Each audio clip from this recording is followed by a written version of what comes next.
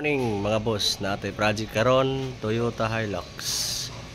Ipa-scan ra ni siya mga boss kay na ako noy ga-error ka isa ang ang 4x4. Toyota Hilux 2019 model.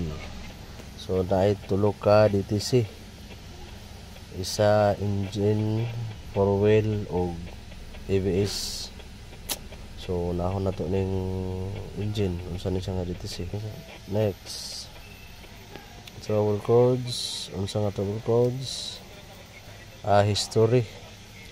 So history na siya mo ni route idling. So pwede ni siya i-delete. Nahon. Yes. Okay, no fault code.